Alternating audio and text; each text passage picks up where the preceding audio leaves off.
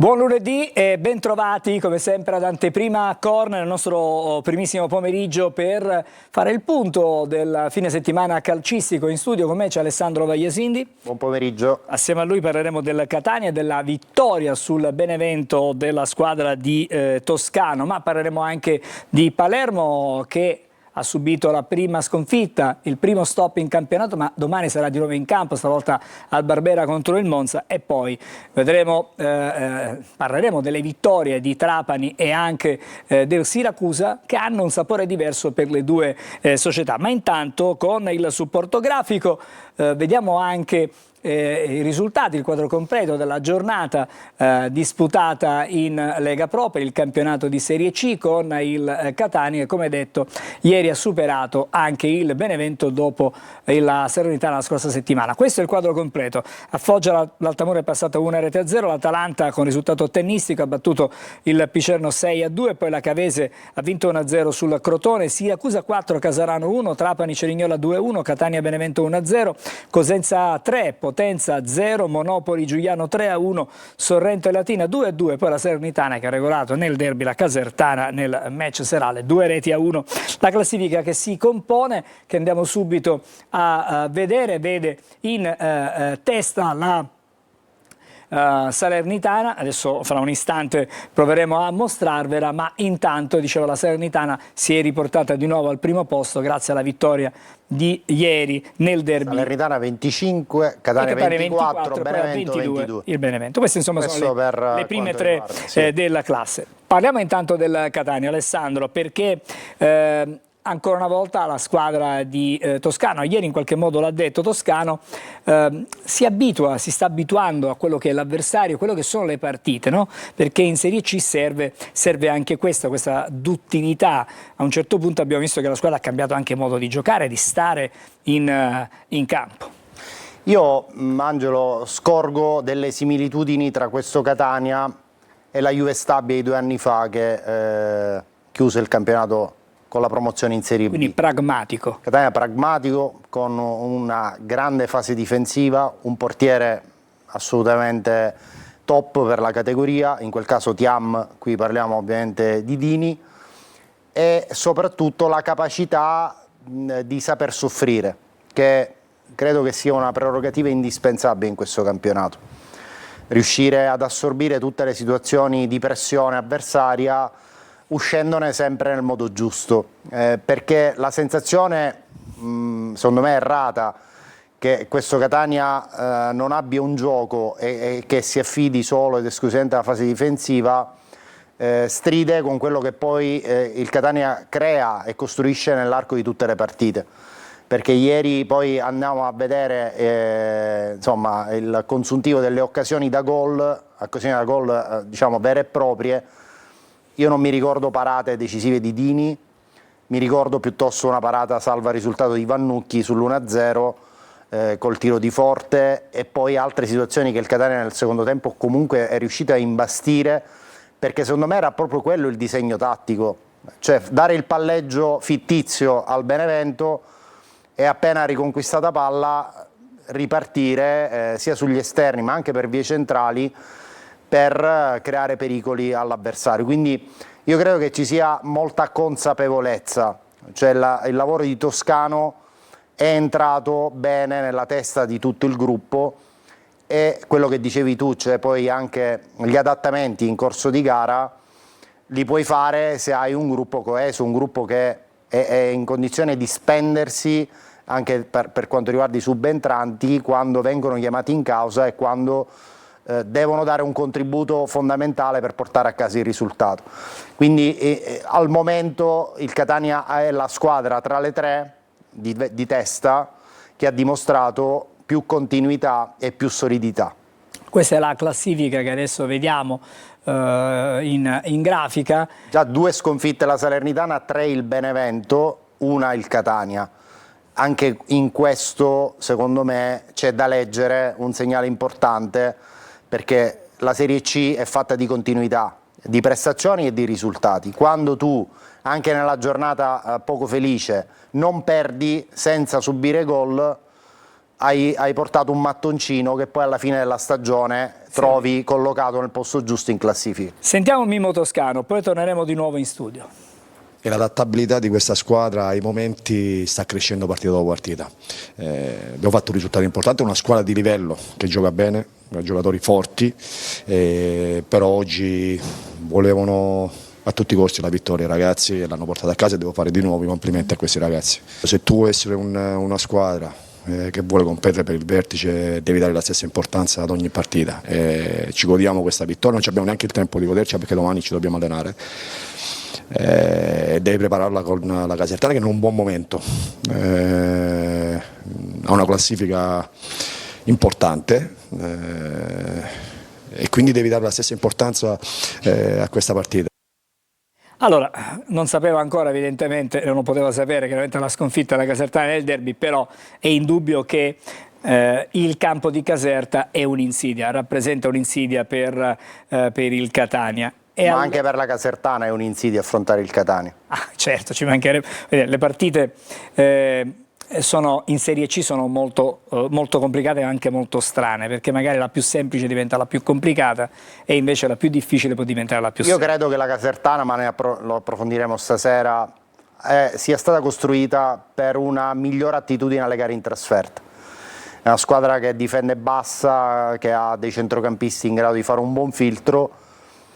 E la partita in casa invece secondo me ha più difficoltà, lo conferma in qualche modo anche la prestazione della Casertana contro il Siracusa nell'ultima uscita al Pinto, dove ha vinto un po' per il rotto della cuffia, ma il Siracusa, perché ho visto la partita, ha tenuto a lungo il controllo della partita e poteva anche realizzare in più circostanze, quindi meglio affrontarla a Caserta in questo momento la Casertana piuttosto che al Massimino.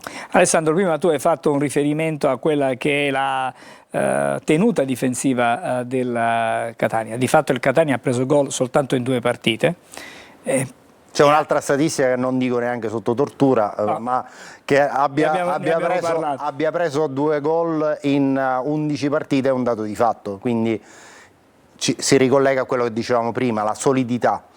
Avere oggi la garanzia di un rendimento costante, uniforme, di un pacchetto difensivo che è questo, abbiamo visto a un certo punto della stagione e non ce ne voglia Pieraccini adattato a braccetto di sinistra, Concelli è un'altra cosa, ma non perché Pieraccini non sia un bravo difensore, ma perché Celli è un mancino e chiaramente gioca nella sua posizione congeniale. Quindi con questo pacchetto, Gherardi, Gennaro, Celli a protezione di Dini, il Catania sta dimostrando con i fatti di avere un impianto difensivo assolutamente top, proprio forse il migliore di tutta la Serie C. E di Celli vogliamo continuare a parlare, visto che nella partita di ieri il risultato certamente uno tra i migliori, è un giocatore che ha avuto un rendimento davvero pulito, sempre in controllo mentale delle varie situazioni, giocatore che ricordiamo l'anno scorso era finito addirittura fuori rosa, poi è stato bravo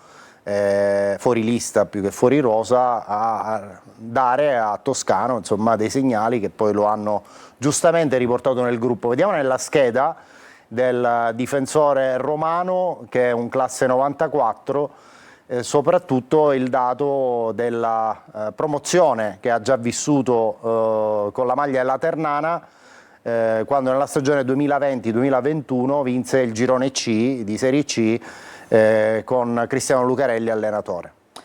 E adesso torniamo. Contratto in scadenza 30 gennaio 2026, visto che parliamo di contratti parliamo di contratto ufficiale, il rinnovo di Raimo fino al 2027. Tra domani e mercoledì verrà ufficializzato il rinnovo di contratto di Mario Gherardi, notizia che avevamo anticipato la settimana scorsa. Quindi diciamo che il Catania sta lavorando anche in chiave, diciamo, futuro.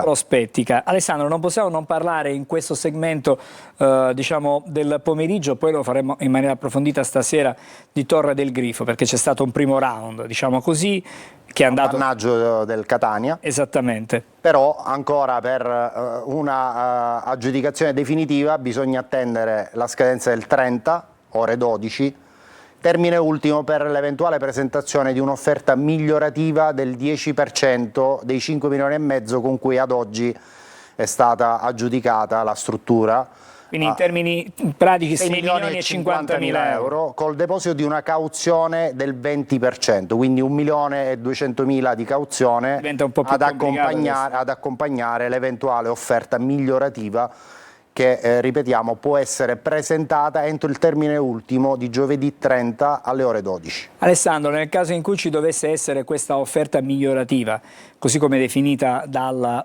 bando, questo cosa comporterebbe? Innescherebbe una nuova asta in automatico? Non automaticamente, il bando recita la facoltà discrezionale della curatela fallimentare di riaprire la gara. Quindi superata questa clausola, diciamo opzionale da parte della curatela, potrebbe esserci una nuova gara, come potrebbe diventare definitiva l'aggiudicazione al Catania. Adesso io non voglio non prendere parti di nessuno, però se c'è un competitor che si è aggiudicato il primo round e arriva un altro soggetto che rilancia, in automatico escludi diciamo, il competitor che si è aggiudicato la prima, stando così le cose. Allora, c'è un bando, è l'ex specialis, quindi bisogna attenersi a quello che prevede il bando, quindi quella discrezionalità poi bisogna capire come verrà esercitata dalla curatela. È ovvio che questo come principio generale delle procedure concorsuali, cioè i fallimenti, la curatela tende ad acquisire quante più somme possibili per soddisfare il diritto dei creditori insinuati nel fallimento. Quindi se questo è il principio generale che un po' governa tutte le procedure concorsuali, questa discrezionalità forse la curatela potrebbe interpretarla per un favor a una nuova gara e quindi aprire una nuova competizione. Vabbè, ma siamo nel campo delle ipotesi. Ad oggi, cioè nel momento in cui siamo in onda, nessuna offerta migliorativa è pervenuta agli organi della curatela fallimentare. Bene, allora, questo, altri temi stasera nel corso di Corner a partire dalle 20:45 su Telecolor. Con un'ampia moviola anche perché ci sono tante cose da rivedere con calma, perché ieri ovviamente il quesito che tutti ci siamo posti è perché l'arbitro ha assegnato il rigore, cioè qual è stata l'irregolarità per la quale Di Loreto ha assegnato il calcio di rigore al Catania alla fine del primo tempo, ma lo scopriremo stasera perché la risposta ce l'abbiamo.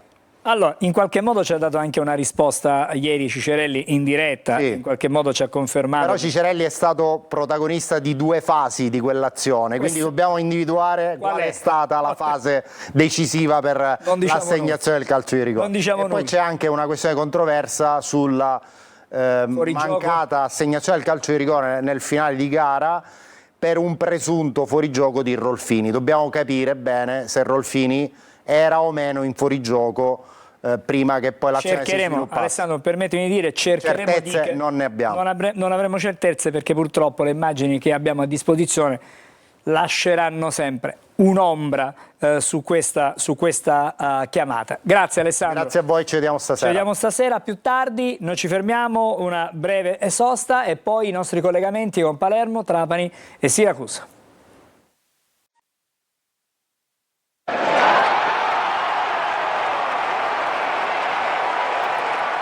Allora, eccoci di nuovo insieme con Marco Gullà Palermo. Buon pomeriggio Marco.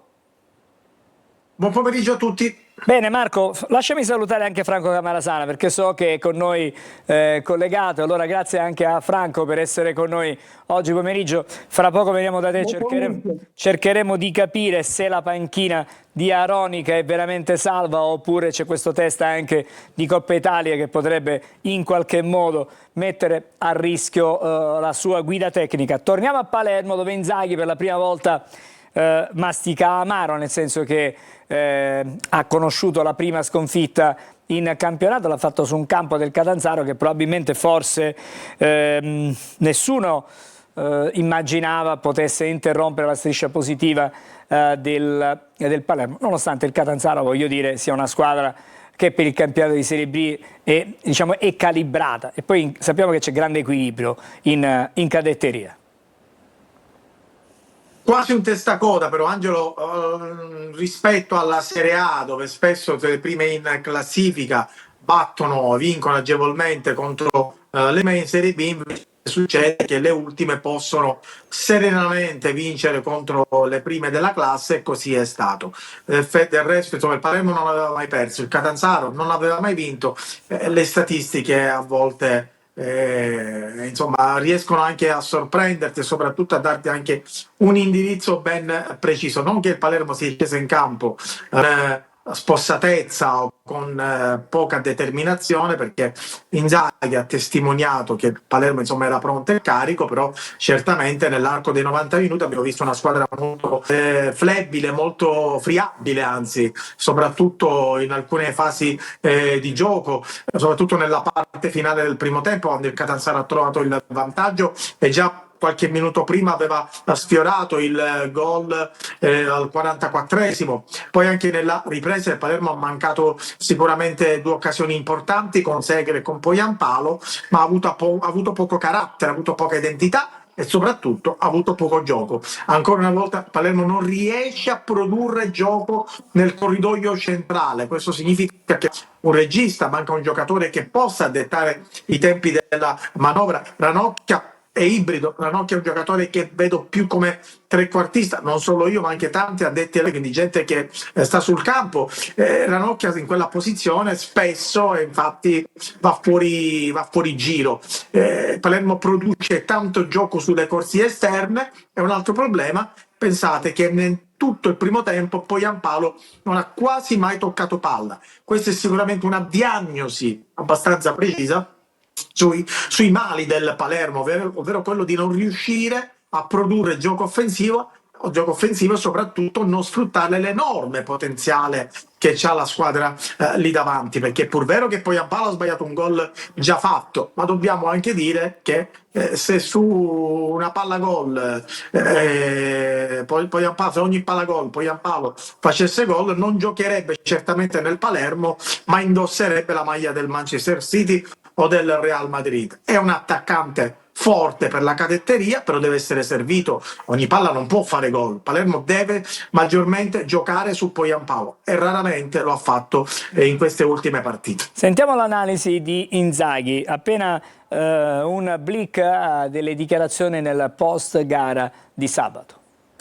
Saremo bravi a capire quello che non è funzionato nel primo tempo e far sì che non succeda più. Quando si perde bisogna cercare di essere rammaricati, ma cercare di capire dove bisogna migliorare. So che i ragazzi sanno quello che abbiamo sbagliato nel primo tempo, colpa mia che dovevo essere più bravo, avevo questi sentori, avevo già detto in conferenza che poteva essere una partita, se non approcciata nel modo giusto, complicata, però speriamo che ci sia di aiuto per crescere ulteriormente. Allora, il tempo per riflettere è davvero poco, perché si torna in campo domani sera, allora serve che queste riflessioni e queste, diciamo, e capire cosa non ha funzionato deve essere praticamente risolto quasi in tempo reale, Marco.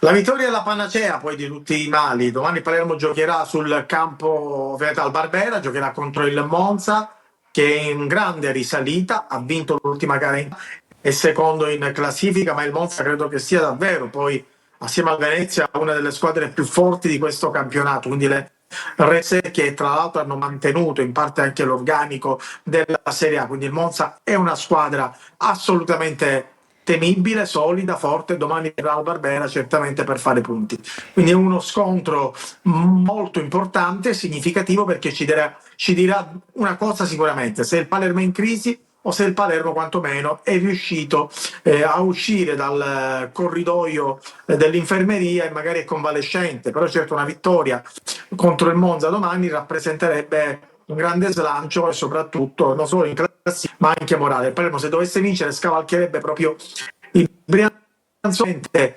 avvicinarsi al Modena, che in questo momento è primo con 5 punti di vantaggio proprio sull'Emo, quindi diciamo che non ti dico che è decisiva, perché decisiva non può esserlo alla 10ª giornata, però è la prima vera partita cruciale della stagione.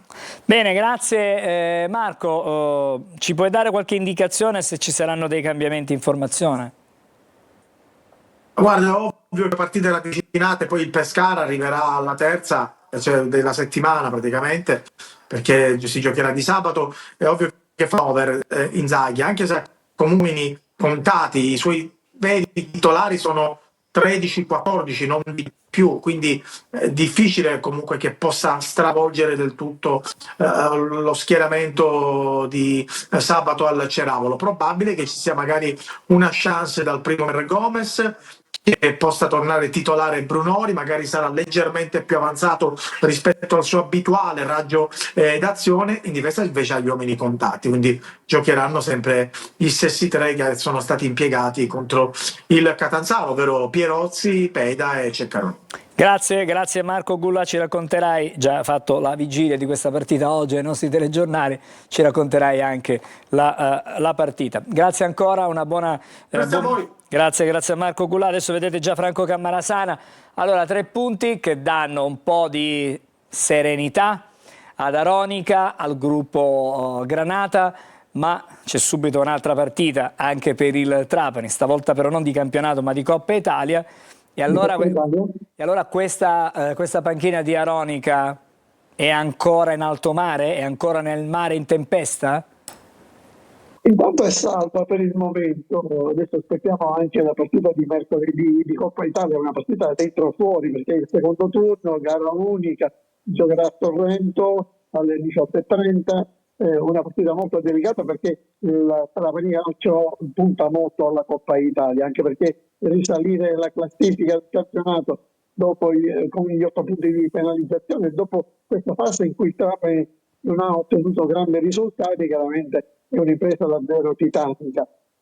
Cosa ha detto la partita di ieri? Tra l'altro entrambe le panchine delle due squadre erano traballanti ieri, perché non è che quella di Vincenzo Maiuri del Cerignola fosse ben solida, loro venivano da 3 sconfitte consecutive, avevano bisogno di punti, altrettanto il Trapani che doveva vindicare un pochino, convincere dopo il risultato negativo contro l'Atalanta Under 23 e convincere. E l'ho fatto nei primi 20-25 minuti, affrontando bene la partita, andando in gol prima con Celeghin all'8° su un angolo, poi al 20° con Fischnaller ha raddoppiato, ma dopo che il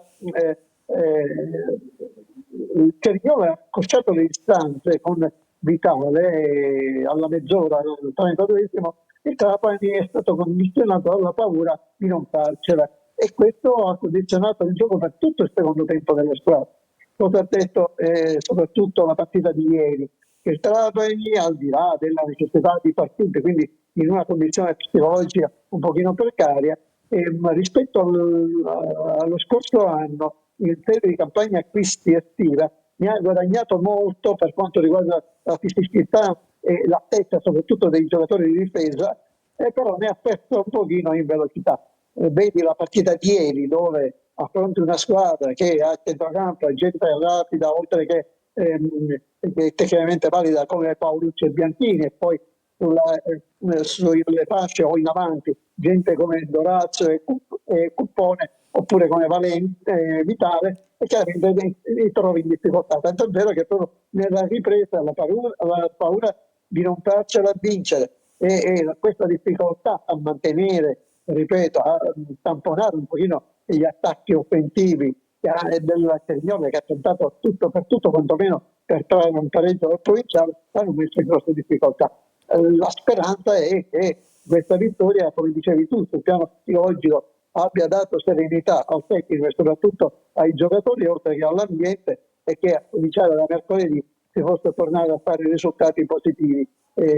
Non è facile, però sicuramente è una boccata d'ossigeno, anche perché la classifica adesso un pochino è migliorata, si è usciti fuori dalla zona play-out, quindi ripeto, ci sono 3 mesi per migliorare quello che ancora non va bene. Un'ultima cosa, sì? adesso il tecnico può disporre di giocatori importanti come Giron, Vasquez e Negro, che finalmente sono tornati ad essere disponibili in buone condizioni, e lo stesso anche Bianchini, questo giovane prelevato dal 2005, prelevato dal Cagliari, tecnicamente molto forte, che finora praticamente non aveva giocato.